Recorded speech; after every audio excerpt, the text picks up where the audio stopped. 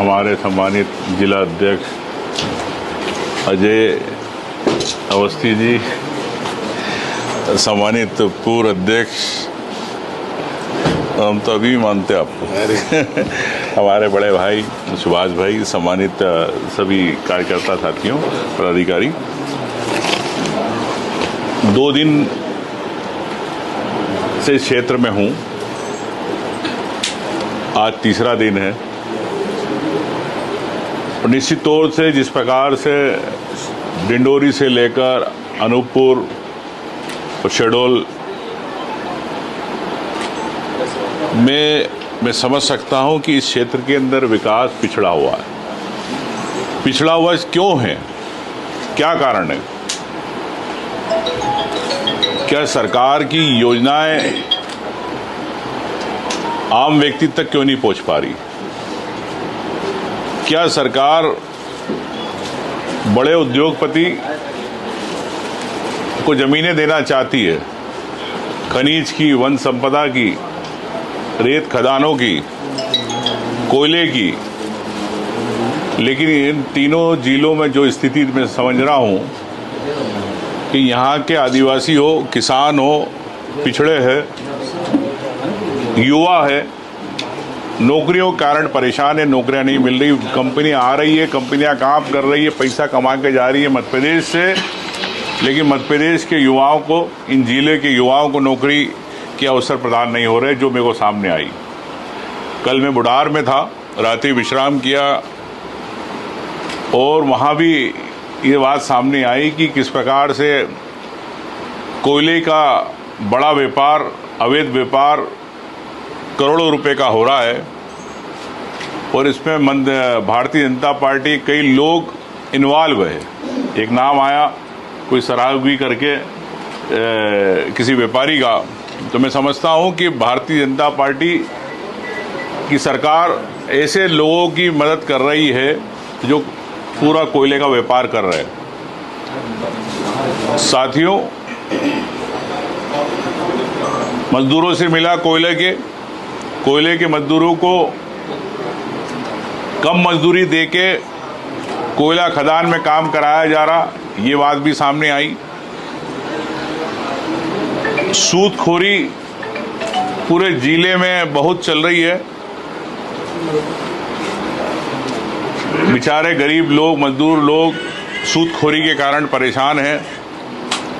20%, 30%, 40% उनसे ब्याज का पैसा लिया जा रहा। तो इस पर मैं मध्य प्रदेश सरकार से भी बात करूंगा कि शहडोल, अनूपपुर के अंदर जो सूदखोरी चल रही है, ब्याज पे चल रहा है, इस पर तत्काल आपके प्रशासन के माध्यम से इस पर तत्काल रोक लगना चाहिए। निश्चित तौर से स्थानीय समस्याएं बहुत सारी है। मेडिकल कॉलेज में सुविधाओं की लापरवाही है। कॉलेज में आप सब जानते हैं, अभी कुछ मामले ऐसे आए कि भूमाफियाओं ने रजिस्ट्रियां करा ली आदिवासियों की ज़मीनों की। कहीं कलेक्टर ने किसी स्टाम्प ड्यूटी वाले का पंजीयन निरस्त किया। तो क्या कारण है कि इतना किसके संरक्षण के अंदर की ये कार्रवाई हो रही है और इस प्रकार से ज़मीनों की अवैध रूप से खरीदी बेची जा रही है?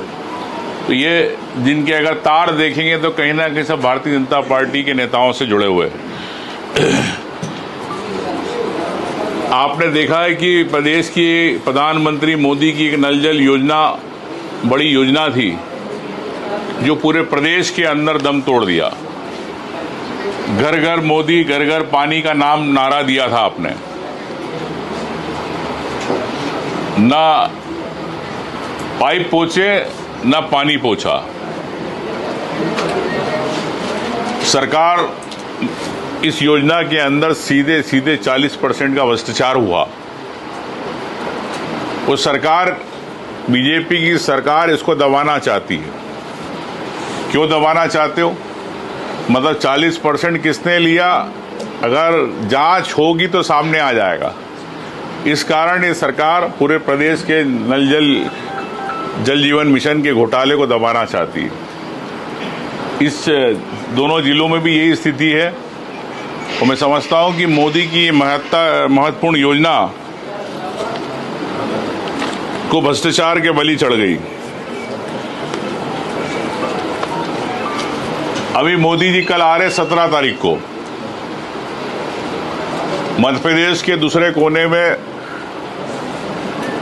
PM Mitra prime minister mega integrated textile region का जो पूरे देश के अंदर पार्क बन रहे हैं।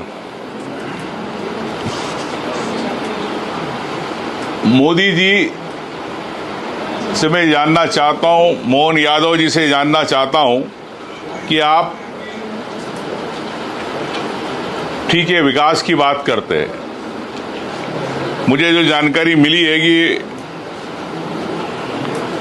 ये प्रोजेक्ट्स जो धार में आ रहा है मध्य प्रदेश का टेक्सटाइल का 91 कंपनियों को 1300 एकड़ जमीन आवंटित की गई। सरकार ये बताए कि 91 कंपनियां मध्य प्रदेश की कितनी हैं। क्या मध्य प्रदेश के उद्योगपतियों को उसके अंदर आपने स्थान दिया? क्या मध्य प्रदेश की एमएसएमई इकाइयों को क्या उसमें शामिल किया गया? क्योंकि बात मध्य प्रदेश की बात है, तो क्या मध्य प्रदेश के उद्योगपतियों के लिए आपने उसमें क्या आपने व्यवस्थाएं दी? क्या प्रोत्साहन राशि, क्या अनुदान, क्या जमीनें आवंटित की गई? ये सरकार बताए। सरकार ने अभी तक इसमें स्पष्ट नहीं करा ली। स्पष्ट कर दिया है कि 91 कंपनियों को हमने 1300 एकड़ भूमि आवंटित की गई।